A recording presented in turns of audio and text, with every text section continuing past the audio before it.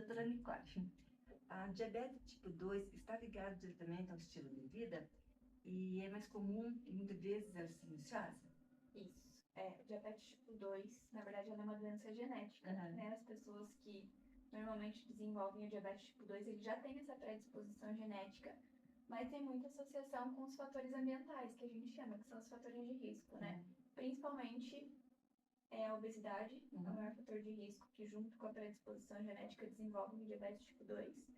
Sedentarismo e a idade um pouco mais avançada, né? O mecanismo do diabetes tipo 2 é um pouco diferente do diabetes tipo 1, né?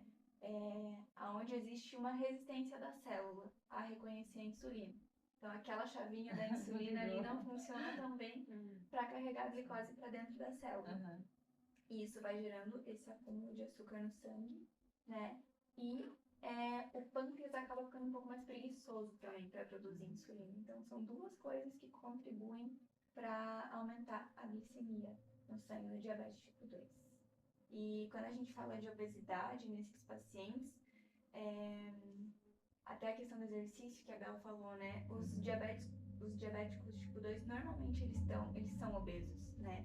Então a atividade física ela vai ser muito mais benéfica para esses pacientes do que para paciente diabético tipo 1, né? Que são causas um pouco diferentes. E é isso, eu acredito que assim, a atividade física e a nutrição para esses pacientes é muito importante. Márcia, e como fica a parte nutricional para diabetes? É diferente ou igual do que para diabetes tipo 1? No caso do diabetes tipo 2, Tipo 2. isso, o tratamento pode acontecer, né, associado. Então, a alimentação adequada, a atividade física regularmente, que é muito importante, e as medicações orais ou, se o médico prescrever, as medicações injetáveis, que são a insulina, né? Como a doutora Nicole já, né, nos apresentou, a importância, né, a associação que se tem entre os casos de diabetes tipo 2 e o sedentarismo, né? Nós temos aí dados que apontam que 80% do diabetes tipo 2 é por causa justamente da obesidade e o sedentarismo. Então, assim, são fatores ambientais que nós falamos que poderiam ser evitados, né? São fatores causais que a gente poderia reduzir muito esses números de casos que nós temos hoje na nossa população com a melhora da alimentação e da qualidade de vida, né? E aqui reduzir, né, nesse caso de diabetes tipo 2, reduzir o consumo, então é importante com relação à alimentação, reduzir o consumo de alimentos ultraprocessados, ingerir mais alimentos, né, ricos em fibras solúveis e as fibras não solúveis, manter uma rotina de alimentação aí equilibrada, um prato bem aí distribuído. Na maioria dos casos a gente pode também preconizar aí o controle, né, a contagem de carboidratos, adotando o nível primário, tá? E pesquisa indica que o consumo regular de fibras solúveis presentes em aveias, leguminosas, também elas podem ajudar aí essa glicemia pós-prandial, que é após a alimentação, e melhora do consumo, né, da glicemia, do controle nos diabetes tipo 2. Então, assim, quando a gente fala, né, é importante ter uma rotina de uma alimentação saudável, atividade física, né? No diabetes tipo 2, eles normalmente é mais difícil deles se adaptarem com uma alimentação equilibrada do que o diabético tipo 1, que ele já nasceu com aquela predisposição, aquela doença, aquela patologia. Então, desde criança se adaptou uma alimentação equilibrada. E muitas vezes nós, indivíduos adultos, né, temos um padrão alimentar e é muito difícil muitas vezes aceitar, o paciente aceitar que a partir daquele momento ele precisa mudar o padrão alimentar para que ele tenha mais saúde, né, e melhora da qualidade de vida ao longo dos anos. E daí entra também a questão de que a gente está falando sobre diabetes, mas a gente não pode olhar como algo isolado, né?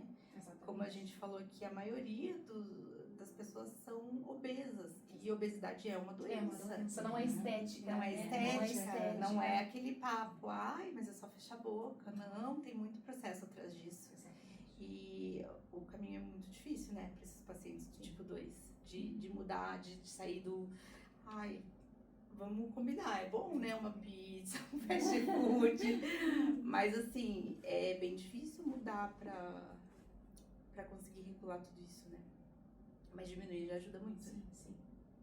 Eu acho que tem um fator muito determinante também, que é a questão tem muitas pessoas que são mais humildes, que não têm aquela mentalidade de saber, né, o que tem que comer, o que é saudável, o que não é. Muitas vezes tem pessoas que vivem de cesta básica. O que tem na cesta básica? Tem trigo, tem açúcar, tem azeite, tem arroz branco. Você vai comer o que tem na cesta básica, você não vai comprar um arroz integral, você não vai comprar uma salada, né? Eu acredito que essa questão de classe social também ela é muito relevante para a questão do diabetes. Certeza. E quando a E essa gente correria fala, também. quando nós falamos, né, quando a gente puxa o gancho sobre as classes sociais, a gente vê justamente, né, na alimentação. Ah, mas qual que é a melhor alimentação para diabético? É lógico que nós temos recomendações e diretrizes, mas a melhor alimentação é aquela que o paciente consegue seguir.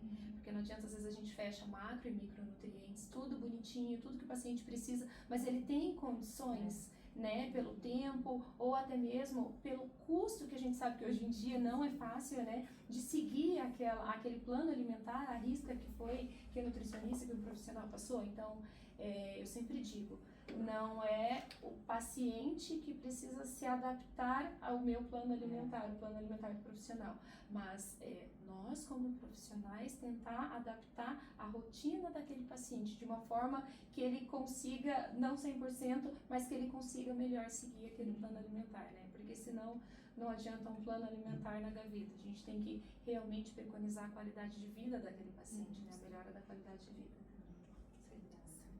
Bel, no diabetes tipo 2, tem algum exercício ou atividade assim, que tem mais evidência para ajudar o diabetes 2? Não existe. Existe evidência do exercício, né? De se manter ativo, como eu já comentei, sair do sedentarismo em si. Mas tantos exercícios aeróbios, que a gente chama como aeróbios, que é a corrida, a caminhada, a bike, que o pessoal mais conhece, né? Para eu exemplificar aqui. Quanto o treino tensional, que é aquele com carga, musculação, o crossfit, claro, porque não é isolado, né? Uma coisa da outra. Mas só para o pessoal, assim, que não conhece entender melhor. Todos os exercícios são bons. O ideal é combinar os dois, inclusive, né?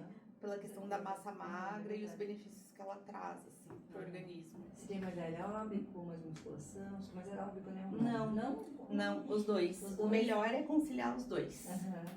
Que legal. Mas claro, não é todo mundo que tem tempo e também não é a pessoa sedentária que tem toda essa energia e disposição para, né, ir fazer bastante exercício todo dia.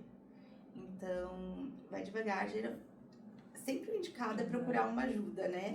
Que daí a gente consegue ver qual que é a tua disponibilidade, em qual momento de vida você tá, qual tempo você tem, quantos dias na semana você tem, a rotina daquela pessoa. Às vezes é uma pessoa que trabalha em 2 empregos, como que eu vou pedir pra ela correr 1 hora e fazer uma musculação? E não cabe naquilo, né? Assim como a Márcia falou da dieta agora há pouco, né? É bom adequar para que o paciente, a pessoa consiga seguir. A mesma coisa o exercício, claro que existe o perfeito um nunca, ideal, né? Nunca, dificilmente vai se adequar, né? Sim. É melhor o feito do que o perfeito, né? Feito do que perfeito. Nós podemos ver assim em todas as áreas, né? Sempre tem que pensar nisso, assim, é melhor fazer pouco do que não fazer. Exatamente. Né? E quanto para sair, né, do sedentarismo, os estudos mostram que 150 minutos de atividade física já é o suficiente para trazer esses benefícios. Se a gente, por semana isso, se a gente for ver isso, é muito pouco. Tenho anotado aqui, deixa eu só ver, porque eu não sou boa de cálculo. Isso dá em torno de 50 minutos, se for 3 vezes na semana. Gente, 50 minutos, menos de 1 hora. Né? Quanto tempo você fica sentado mexendo no celular? Né? Quanto tempo você... uma série que você vai assistir, né? Claro que todo mundo precisa do momento de lazer, mas assim, a gente perde muito tempo às vezes, né? Podendo dedicar aquilo pra saúde, pra qualidade de vida, né? Se for lá, 30 minutos 5 vezes na semana. Quero ir, né, de segunda a sexta fazer um exercício. Faz 30 minutos. É muito pouco, né, gente? Se for pensar assim, tem tanta gente que chega na rotina, assim, no dia a dia, que chega pra mim e fala assim, mas eu não tenho tempo. Aí eu falo, não, vem cá, até teve uma pessoa que recentemente me falou, nossa, mas eu tenho que ficar 2 horas fazendo exercício. Eu falei, não tá. E a pessoa reclamando no sentido, não cabe na minha rotina, e não sei o quê. E 30 minutos. Você vai, fez, saiu, quando você vê já foi. E fora o hábito, né? A rotina e o hábito. Né? E depois que você acostuma com o exercício, com a qualidade de Você não vida, para mais, né? Casar os É. dois, né?